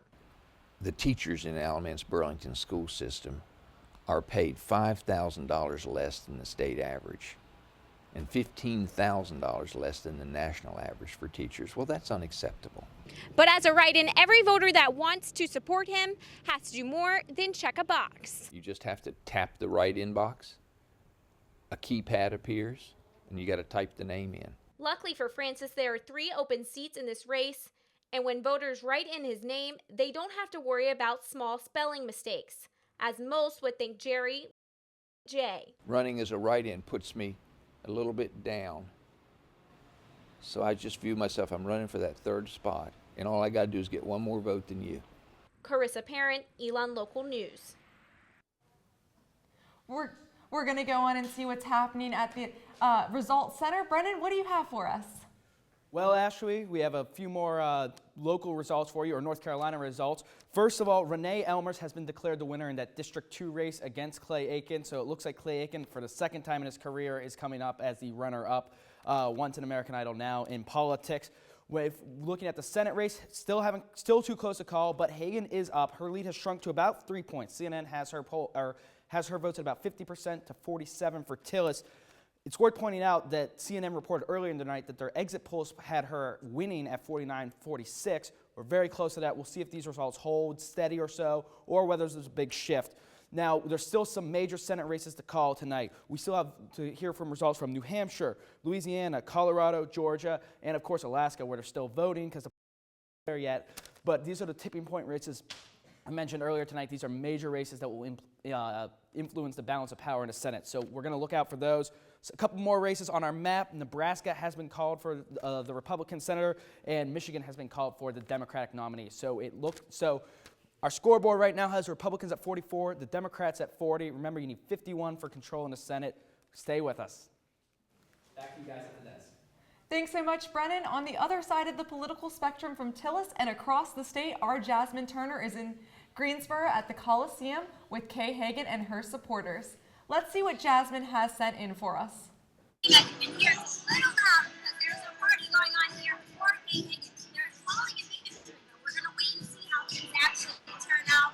Right now, you just heard Alma Adams, North Carolina's newest congressman. So the theme tonight is women in history.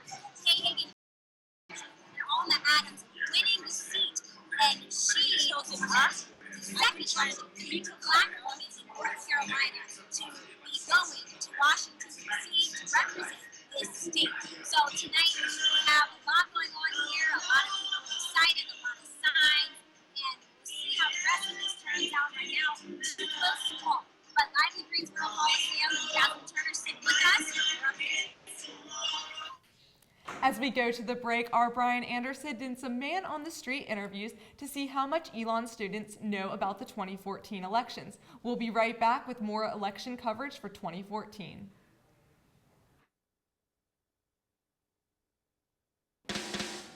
I'm here on this beautiful day outside of Lakeside to find out what students really know about the 2014 midterm elections.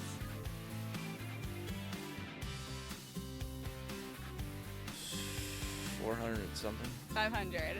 Oh, 435? That is correct. You got it. There you go. It's just a random assortment of numbers. But that was a correct random assortment of numbers.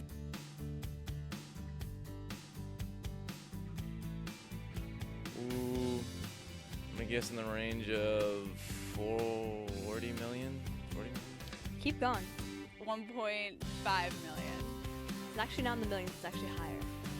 Wow, it's in the billions? It is. That's unbelievable. Is $3 million a lot? It's actually even higher than that. It's actually in the billions, so guess what? Are you serious? Think large number. 4 billion. That's exactly right. They donate like $1 billion to me? I don't think they can do that. I want to say the Republicans. Democrats? No. Republicans. No, Democrats. I'm going to go with Democrats. Is that your final answer? Yes. You are correct, yes. The Democrat. That is correct as well. You're on a roll right now.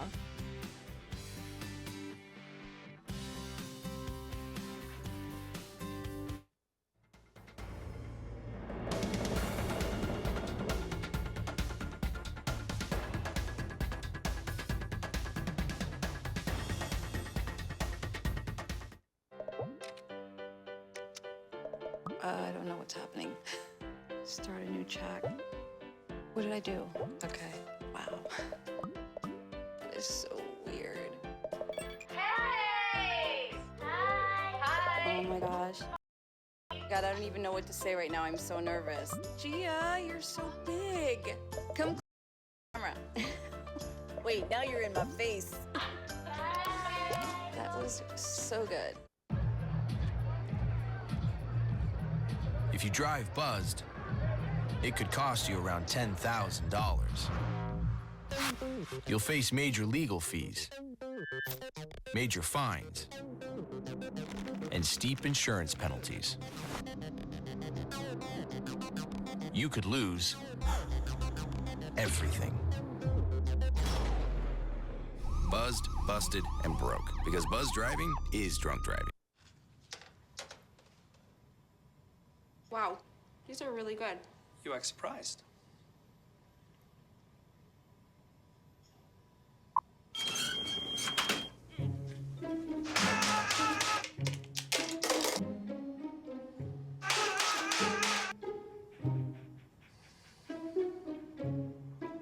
Practice makes perfect. You don't have to be perfect to be a perfect parent. There are thousands of teens in foster care who don't need perfection. They need you.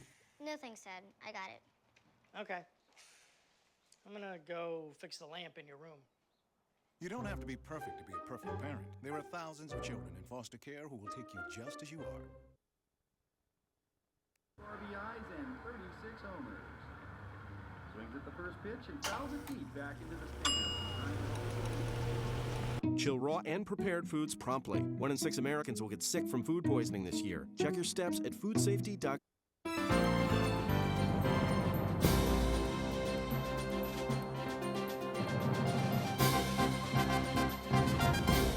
Welcome back to Election 2014.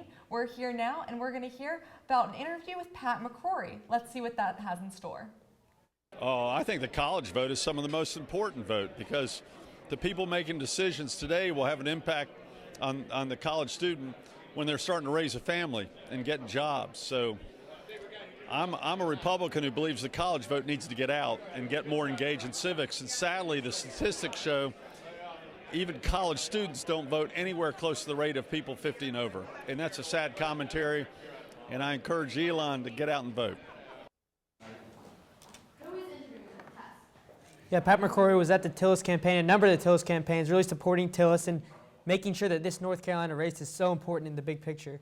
Definitely, definitely. And I can't wait to hear what else there's more to come. And maybe Gary has some more of those interviews later. We'll have to see and stay tuned in the show. Yeah, McCrory and Tillis have known each other now for a couple of years. And McCrory's really tried to emphasize Tillis's family atmosphere. That's one point he's tried to relay to the public throughout his whole campaign is that he's a family man. He's had a huge history where he came from to where he is today. He graduated from college when he was 36. So McCrory's helped Tillis and tried to really bring the two together and take over the state. Wow, that's really interesting. We're going to go on and see now what has Tess McCurdy, the student panel. Tess? And Matt Albers, a Republican. Thank you guys so much for coming in tonight. Thank you for having us. Great. So we're going to start off with the first question. It's a little bit of a more simple question. So what do you both think is the biggest issue that college students should know about tonight? I think that the biggest issue that college students should know about tonight is education. With the General Assembly and public funding, we saw an exodus of teachers going to the state around to different states, Virginia, South Carolina, states around North Carolina and leaving North Carolina mass. Plus, whoever is in control of the Senate will have a considerable sway on the rate of student loans. And by rate, I mean like if they stay at the constant levels or if they rise. So definitely something close to college students' hearts. And how about you, Matt? Yeah, I think they really need to understand the implications of what's going to happen if they which party controls the Senate. I mean, Republicans are going to control the Senate for the first time in a long time, it looks like tonight, with the way things are going, and it could be a completely different change from the gridlock that has kind of sprung up in Washington since Harry Reid has been in control. And also, one of the things that doesn't quite come to mind to most people is the approval of justices that the Senate basically has control over. So it's another thing that not a lot of people are thinking about. Yeah, most people consider to blame Congress a lot and has a very high disapproval rating. So moving on to our next question. For students that aren't from North Carolina who didn't vote in the state, why should they care about this? You guys kind of covered that, but why is this still such an important race that we should care about? The state North Carolina is probably the only one of the few states that has consistently been too close to call. And many polls, it's still too close to call, with 70,000 votes separating Hagan from Tillis in the exit polls that are coming out the last time I saw them. North Carolina, wherever it goes, it could possibly bring the entire state with them. With the reason why Virginia hasn't been as looked at, which is considered another swing state, is because people still project Mark Warner to win more handily than they would at Gillespie. But with North Carolina in particular, it has been the lead has been teetering back and forth, and the lead hasn't broken for the lead hasn't got past 2 last time I remember. Definitely been a very tight race. Yeah. Got national implications. I mean, last time I checked, Tillis was behind by 3%. I think that was about as of half an hour ago. And I mean, any one seat picked up here can just show the tide that the rest of the country is going. Yeah, so that kind of leads to my next question, the last question I'm going to ask you guys. So a ridiculous amount of money has been spent in this campaign. They're saying close to $100 million. So why is this so important? Why is North Carolina worth that much money? Like, do you guys think that that's a little excessive or necessary in this state? Is it excessive? Possibly. I mean, the amount of money spent on these advertisements is crazy. But in the grand scheme of things, this is a huge election. I mean, Harry Reid's Senate Majority PAC has thrown millions and millions and millions of dollars. I mean, I've seen ads from the NRA, I've seen ads from various women's groups, various conservative groups, various Christian groups supporting Tillis, and a number of other ads supporting Hagan. It's a lot from outside groups, not just the candidates themselves. And is trying to get the state as itself to grasp the importance of this election, which I feel like they have, shown by the turnout numbers. I feel that this is a very, I think it's really excessive, while not as for the exact amount of money that's been spent. Yeah. I think that it just denotes the importance that North Carolina is going to play in future American politics. It has been a very tumultuous last 6 years, with President Obama winning by a thread, Mitt Romney winning by 9 votes per precinct in the state, and the entire state just teetering between Hagan and Tillis for the entirety of this election. I think it does denote the importance that North Carolina will in politics, but I think it's also something that should give a lot of students an alarm, because this is how much is being spent by not only Democrats, but also not only Republicans, but Democrats as well. And it also gives a topic that we may not have time for. Okay, definitely close and exciting race that we're facing in North Carolina. Eric, back to you. Thank you, Tess. So before I get to my updates here, Arabella Mazzola, who is over at the Laura Field campaign, has just called in and told us that Laura Field is officially conceding to Mark Walker. Now to the results here. Since the last time we were here, New Hampshire had not been called, but AP and CNN are both reporting that Democrat Jeanne Shaheen is going to retain the House seat in New Hampshire. Big win for the Democrats, as Scott Brown, who, as you know, has ran twice for a Senate seat in Massachusetts and moved up to try in New Hampshire. But like we said, Jeanne Shaheen has won that seat. And the Hagan-Tillis campaign is closing even closer. The last time I was at the computers, it was within 1 or 2%. And we'll keep you updated on that throughout the night. Rajat and Ashley, back to you. Thanks so much, Eric. Elon is going to take a quick break. When we come back, we'll share with you an app to help you keep up to date with all of tonight's elected officials in the weeks to come.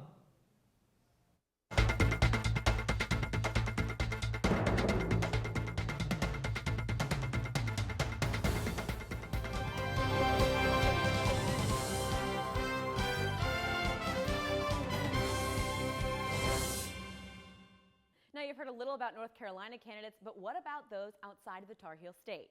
Here are some of the more unique candidates I found across the country. Let's start off in the Midwest. Independent candidate for Iowa Senate Bob Quast campaign with a controversial slogan, #GotBalls. The video asked voters to fight back against those in Washington looking to, quote, take away their Second Amendment rights. In another video on his website, Quast threatened to kill a man with his Glock. Come to my front door to do harm to my girls, I'm going to use my Glock to blow your balls off. Again, this isn't a campaign video to convince voters to elect him. Heading west to Idaho, biker Harley Brown claims that God spoke to him directly, assuring him he'd win the race for governor. Brown says this talk convinced him to get a tattoo of the presidential seal on his back. According to Brown's website, his main platform is ending biker discrimination throughout the state. Staying in Idaho, candidate Walt Bays vouches for homeschooling for all children, which is kind of surprising on its own, but really surprising when you learn he has 16 children of his own. In the state's gubernatorial debate, Bates claimed he's willing to go to jail in defense of his opinion on the issue. Up north, New Hampshire candidate Steve Vaillancourt recently wrote a blog post about his female opponent, calling her, quote, ugly as sin. He then goes on to compare her to other women in politics who are, quote, quite attractive, but not so attractive as to be intimidating. Thank God. And finally, candidate for Oregon Senate Monica Whaley has been accused of both stalking and plagiarizing the contents of almost an entire study. You might think I'm making these facts up, but I promise they're true. To read more on these candidates, check out elonlocalnews.com. For tonight's Electoral College, I'm Katie Maraghi. Our midterm election coverage will be back in a minute.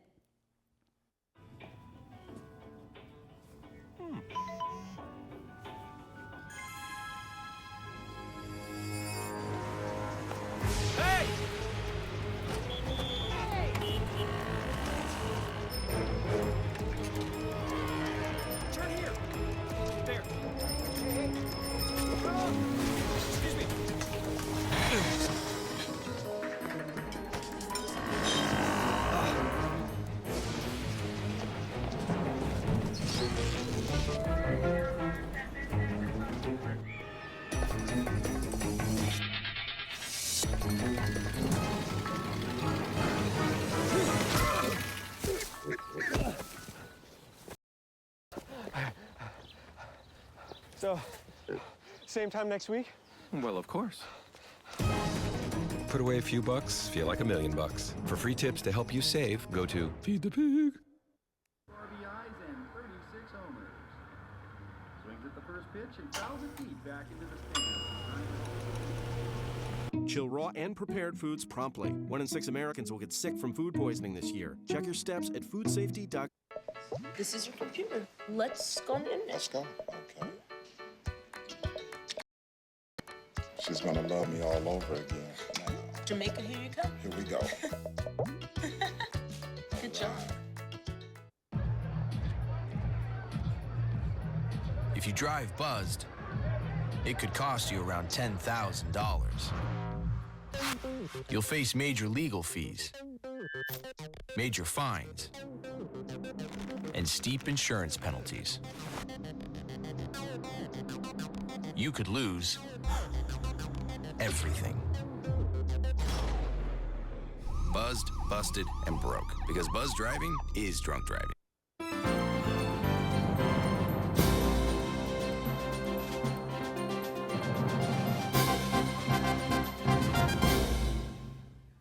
Welcome back to Elon Local News' coverage of election 2014. It's been a while since we've checked in with Katie Kaler to see what's going on Twitter. Katie, how have things changed? We have been following the Twitter sphere very closely, and just recently, Tillis took the lead, according to multiple media outlets, over Kay Hagan. With just over 60% of precincts reporting, he has not even a 1% lead over his opponent. We will be continuing to follow this race very closely tonight, and I'll be back later with an update. Back to you, Ashley and Rajat. Thanks so much, and we're now going to see that Gary is now live with us, and Tom Tillis is in Charlotte. So, Gary, what do you have for us there? Thanks, Ashley. The excitement is still growing here. We've got 1.1 million votes in for Tom Tillis and just over 1 million votes in for Kay Hagan. That means Tom Tillis is in the lead here. It's a very neck and neck race. I believe it's 49 to 50, something like that. But in Alamance County, with 25 out of the 37 precincts reporting, 56% of Alamance County did go Tom Tillis. They went Republican. 13,000 people voted for Kay Hagan in Alamance County, and 1,000 people ended up voting for Sean Haw in Alamance County. We'll have more updates as we go throughout the night, but the excitement here is increasing. Everybody's realizing this is going to be a long night, and this is going to be a very exciting race. Live in Charlotte, Gary Grumbach, Elon Local News. Our Jackie Pascal is now in studio to talk about what Elon students need to know about their home state. Jackie? Thanks, Rajat. According to the 2013-2014 stats, Massachusetts is 12% of the Elon population. Tonight in this popular state, Democratic State Senator Ed Markey is running for re-election for his first full term in office. In a special election in 2013, Markey won John Kerry's old seat in the Senate after Kerry became U.S. Secretary of the state at the end of 2012. Markey ran tonight against Republican Brian Hare, who is facing an uphill battle with little prior experience in political leadership. According to the election projection.com, Markey is leading Hare by over 14 points. Moving down the East Coast from 2013-2014, roughly 8% of Elon undergraduates come from New Jersey. In the Garden State, Democrat Cory Booker is hoping to hold on to his Senate seat. He became senator in the 2013 special election after former New Jersey Senator Democrat Frank Lautenberg died. Booker is facing off against Republican Jeff Bell, who has run for Senate twice before and lost both times in the primaries. In the most recent poll from Real Clear Politics, Booker is ahead of Bell by more than 15 points. And if you call Maryland home, and about 8% of you do, the big race tonight is the gubernatorial. Two-term Democratic Governor Martin O'Malley cannot run for a third term, so the race is wide open. Democrats nominated current Lieutenant Governor Anthony G. Brown, with Howard County Executive Ken Ullman as his running mate. As for the Republicans, former State Cabinet Secretary Lawrence Hogan Jr. is representing the party with Boyd Rutherford as his running mate. Polls show voters in the traditionally Democratic state of Maryland favor Brown and Ullman. In another Real Clear Politics most recent polls, had Hogan leading the race by 5 points. Our northern neighbor Virginia is home to about 7% of Elon students. Democrat Senator Mark Warner is up for re-election, and he is facing some competition from Republican nominee Ed Gillespie. Warner has held his seat since 2009, and prior to joining the Senate was governor of Virginia. On the other hand, Gillespie was a former counselor to President George W. Bush. For a state that is pretty split down the middle when it comes to politics, Warner seems to be holding his own. According to the Huffington Post live polls, Warner is leading Gillespie 51.8% to 45.7%. If you're an Elon student who calls Connecticut home, it's all about the governor's race tonight. Democratic nominee Tom Foley is running against current governor Republican Daniel Malloy. This is Foley's second time running, and he seems to have had better results thus far. According to the live Huffington Post polls, Malloy is leading Foley 56.4% to 42.8%. So that's what's going on at home for many Elon students tonight. Back to you, Rajat and Ashley. Thanks so much, Jackie. We're going to take another quick break, but stay with Elon Local News as results continue to come in for election 2014. A lot of it has to come down to the North Carolina General Assembly.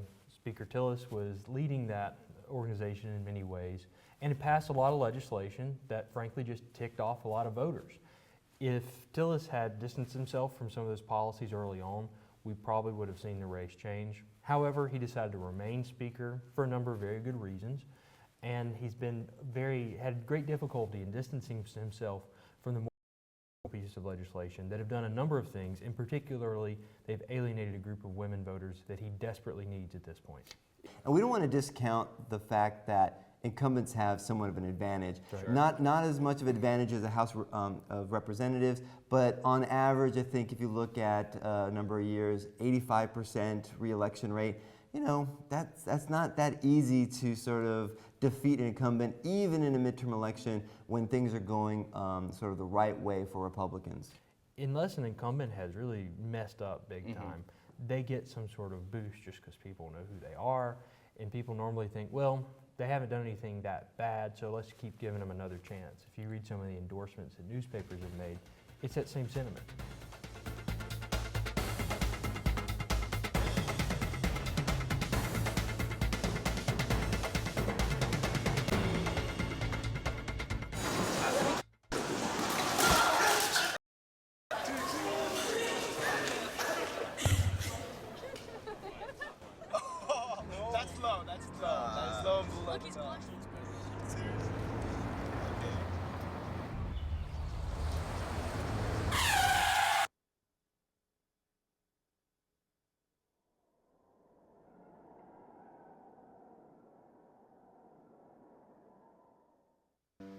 to you is, have you already enrolled? You're doing fine. What did that just do? Select the drop-down menu again. Could you hit site? You're already enrolled. Example here, so don't panic. You're ready to make your payment. Submit. There it is. Oh my God! I really can't believe it. That's awesome. Good for you.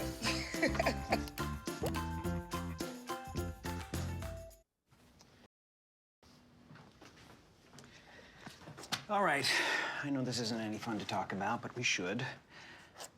Okay, so who's gonna do what? I'll pack the dead batteries. Great. I'll only put what I don't need into a duffel bag. Perfect. That's totally unhelpful. No problem. Meanwhile, I will try to comfort everyone by speaking in a calm voice. And I'll try to get the generator going without any gas. Oh, let's not forget the cell phones, which probably won't work. Right. And who is going to handle supplies? I can forget to do a list for us. Thanks, pal. Well, I think we couldn't be any less prepared. I'm proud of you guys. Talk to your kids about who to call, what to pack. Visit ready.gov/kids for tips and information.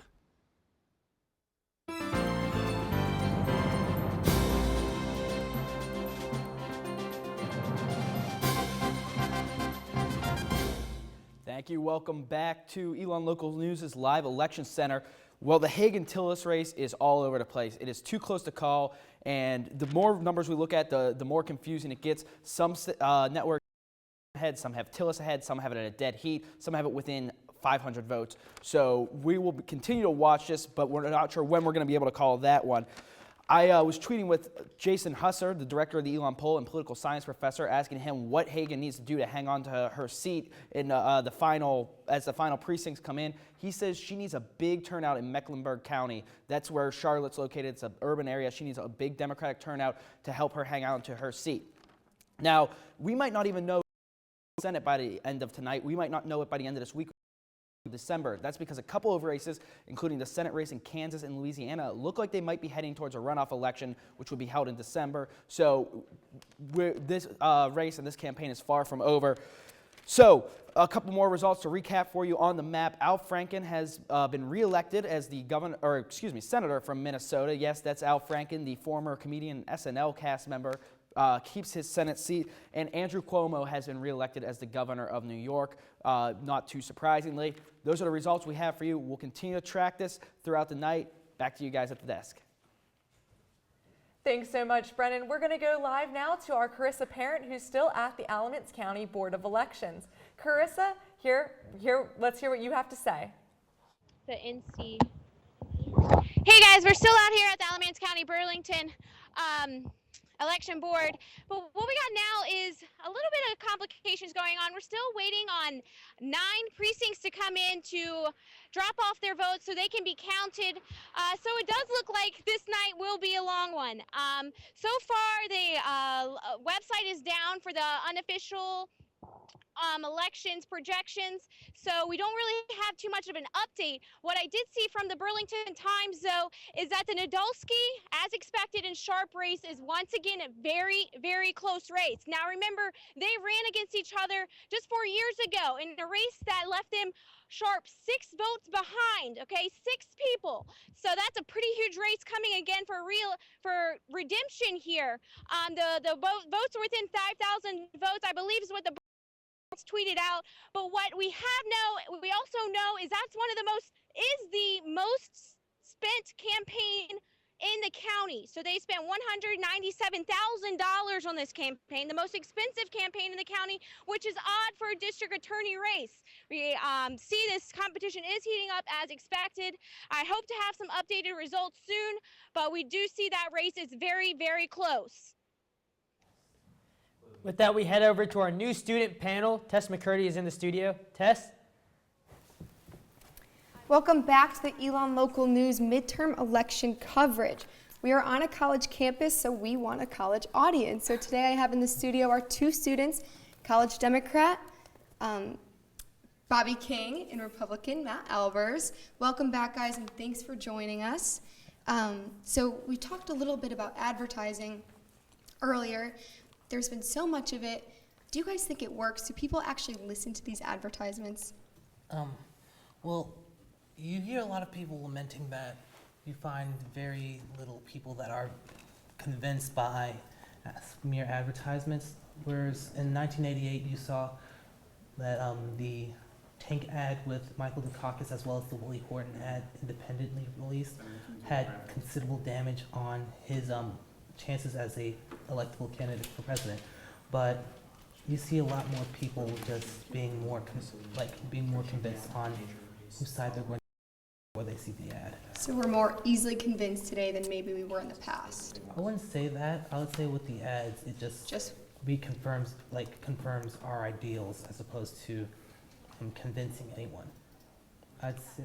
You see, I think the ads can actually, not necessarily inform, but definitely get more awareness out about. Not specifically here in the North Carolina race, but out in Iowa with Joni Ernst's race. Her introduction ad was an ad about her castrating hogs growing up, and she was going to go to Washington and go and cut pork, and that resonated with people because it was so different. It was just not what you see, the run-of-the-mill ad. And people remember Joni Ernst, and now I haven't looked at that poll recently, but I mean, I'm assuming, according to the polls that were coming out before the elections, she is going to do very well as a dairy candidate out in there. People have seen tons and tons and tons of ads here in North Carolina about positive, negative attack the candidates themselves. And I think it really does have an impact on the people, both positive and negative. We were kind of talking about this earlier, but how can you tell if they're truthful? Are there different ways to look at these ads and say, maybe that's not as accurate as they're presenting? I think there's an easy way to look at that. I'm not going to say it's clear cut, but I think a lot of times with this group called PolitiFact, which is a Pulitzer Prize winning group, they've looked up ads, saw the truthfulness behind them. We're looking at one specific ad that had a chainmail talking about, I remember it was a ad, but I remember that the PolitiFact ad article actually just rated a pants on fire, which we can be indicative of how truthful that ad was. And you could also, you could possibly also look up the fact, because sometimes people are more studious than what would be seen as by the by cultural cultural projections, and be able to just look up the specific ads and the facts that are backing them by Googling them, or possibly by cross-referencing the sources. Yeah. So going and doing a little bit of homework yourself is important. Matt, what do you think about that? I mean, I agree with everything Bobby just said. Along with that, I mean, one of the things people don't pay attention to is who the ad is put out by or sponsored by. You can either say this ad was approved by Tom Tillis or Kay Hagan, and that is coming from their actual camp. They made that ad themselves. And look, whether it was the NRA, Emily's List, Senate Majority PAC, Americans for Prosperity, all outside PACs that have outside interests in the election that the people are participating in. So you need to look at whether it's coming out of the campaign themselves or an outside group trying to support a certain candidate. So not everything we see in commercials comes from the actual candidate. Correct. Very interesting. Thank you guys so much for joining us. It's a very exciting night, and we're so glad to have you guys here. Glad to be here. Rajat and Ashley, back to you. Thanks so much, panel. We appreciate it, Tessa McCurdy. And now we're going to actually hear what's happening with Jasmine Turner in Greensboro at the Kay Hagan campaign. Jasmine, what do you have going on for us?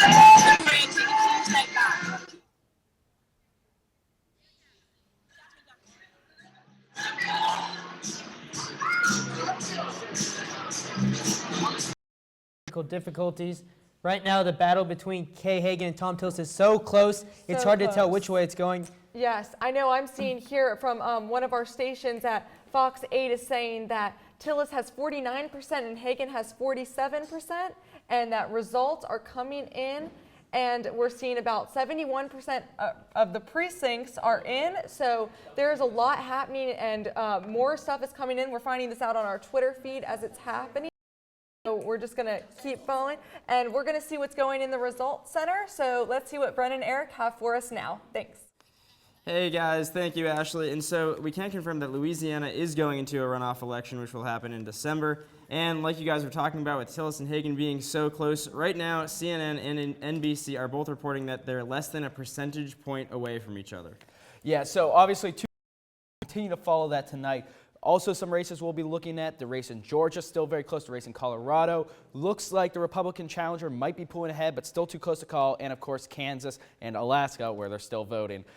So we'll be those races. We'll let you know if anything big happens. Thanks for sticking with us all night. Back to you. Thanks so much, Eric and Brennan. We believe we have Jasmine. Now we have Jasmine back. Jasmine, what do you have for us?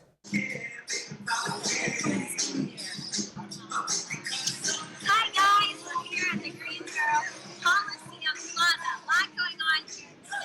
People are just kind of walking around right now. We're starting to get results from the other races around the country. We just heard from Warfield, just gave her concession speech, and she was thanking those who were supporting her on the so right now, we're waiting for the results to come in. They've been saying it's too close to call. We're waiting to see where Kay Hagan is going to stand. She's going to go back. She's going to be reelected as senator for North Carolina. So people are anxiously waiting, sitting here in anticipation. They've been here for a while. We've been terrified at the Hagan campaign. It's going to be a long night, but they are taking pictures. Like I said before, we're waiting to see as the results come in if that's going to be true or not. But we're going to stay here until we can get them and see how everything's going. So back to you guys.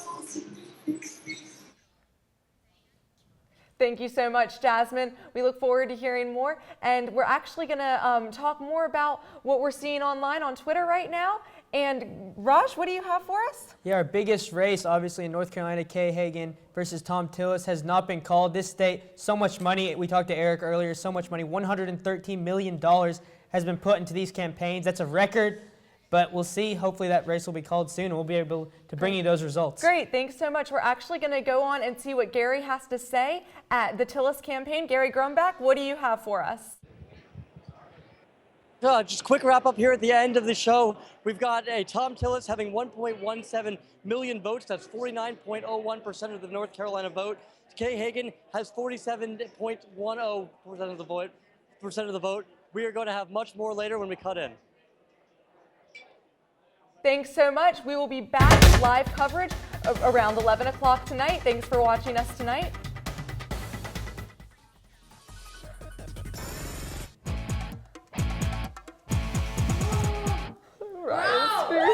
Good job.